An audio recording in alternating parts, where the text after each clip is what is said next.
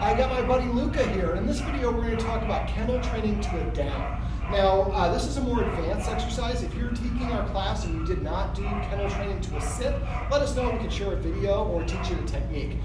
In this one, we're going to ask the dog to lay down before we let it out of the kennel. Now, a quick little tip in case you didn't take our first class.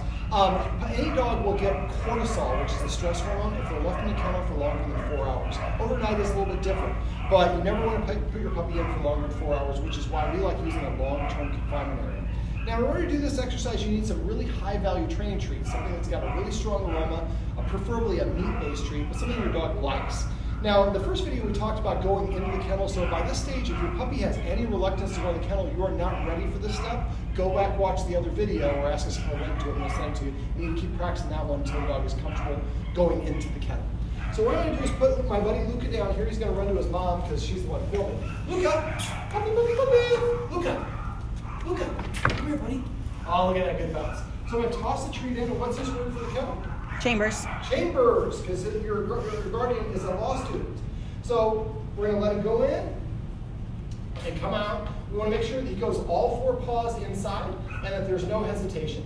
Now he's already sitting, which is wonderful. Normally, I'm going to call you out one more time, and so I can show you the blocking. So what we're going to do is throw it in there. Chambers. Now I walk up here and I'm blocking him. Now he sits down. When he sits, I take 1 step backwards. That causes most dogs to come forward like that, so I immediately rush back forward as my way of saying no. I wait for the dog to be stationary, take a step backwards, now pause. When you communicate with dogs through body language, you want to pause between each step. That's a way of almost putting like a period. Now if he stays in place while he is, I'm going to take another step backwards. Normally, I would only step backwards when the dog is looking. Now, I'm not telling him to SIT and I'm not telling him to LAY. I'm spelling those out because if a dog does it on command, it does not signify anything. When he SITs in there, that's telling me that his mom did a great job with the kennel because he's comfortable with it. So as soon as he sits down, I take a step backwards. And at this point, I'm just waiting for him to LAY. Now, as soon as he does, I'm going to give him his release word, which is COME. So you can have a unique word that needs to be released from the kennel, or you can just use your regular recall word, COME or HERE. I'm spelling them out because I don't want him to come out. Now, when you're doing this exercise, it is crucial that you stay here and complete the exercise properly. If the puppy squirts out, it's going to make it harder for you to do it. If the puppy doesn't LAY, there we go. So I say no by moving forward. He sat down, so I take a step backwards. It's going to feel like a waltz. You're going to go back and forth. The record for this is an adult dog. I have an adult dog that took 1 hour and 15 minutes before it LAY down. But after that, the next time it was like 20 minutes. After that, it was like 7 minutes and like 2 minutes. Now that dog loves its kennel, but it's patience. Now he's a little distracted because, like I said, he's looking at the camera because that's where his guardian is the one filming and holding it. So, Luca, I just want to distract him away from looking at her. Now, we're going to try to achieve this in the video so you can actually see it, but if it goes long, we might shorten this because I don't want you to watch 10 minutes of the video of me just standing here talking. But the instant the dog LAYs, its chest hits the ground, you're going to take a giant step backwards, have a treat with you ready to go. So I didn't have one, so I'm going to reach in. I got the treat pouch. If you don't have one of these are hugely effective. So if you don't have one, let us know. We can hook you up with one. Now, we're just waiting for him to LAY. When I bring one of my dogs to class, California, people are always impressed because I put her in a kennel in the back of the class and I tell her to stay and the door is wide open the whole class. And she stays in there, puppies are running around. She will not come out until she hears her release word. And that's a great control. It took me a lot of time to get to that point. Now, for the kennel, I look at the kennel. I want to use the kennel if I need to keep my house safe or keep my puppy safe. If your dog does not destroy things and it's not having accidents or whatever, transition it out of the kennel if you can. I can't remember how she says this. It'd be actually better for her to say it because she's closer to the camera. But Taylor likes to say, you can spend the time confining them now and give them freedom for the rest of their life, or you can give them freedom now and confine them for the rest of their life. And I have a lot of adult dogs that have to be kenneled when they're 5, 6, or 7 years old because they destroy the couch or whatever it is.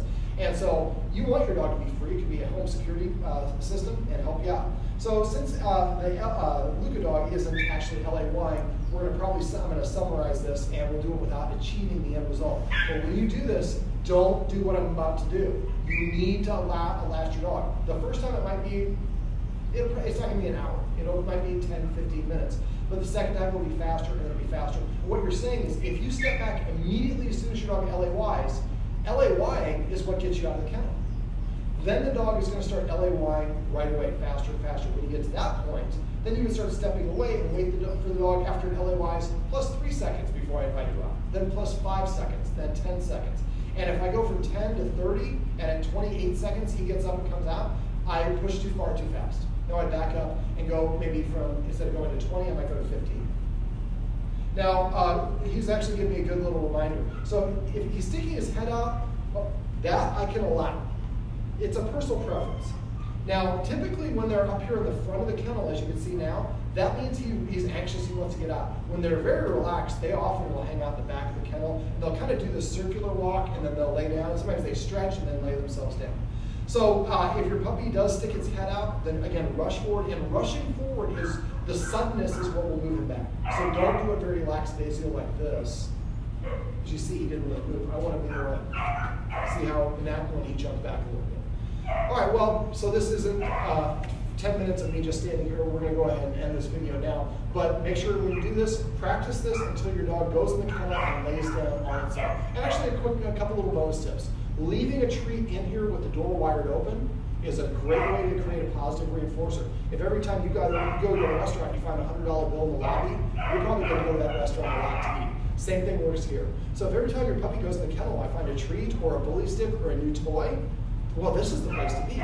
So anytime you introduce a new toy or something like that, this is where your puppy should find it. And don't point it out, just leave it in there, walk away. One last little tip, a lot of people put blankets and towels in there.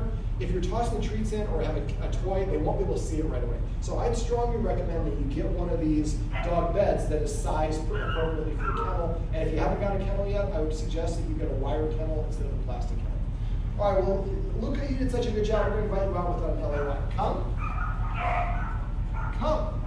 These are tips and tricks you can use if you need to help your dog learn to practice being calm and enjoy being inside the kennel.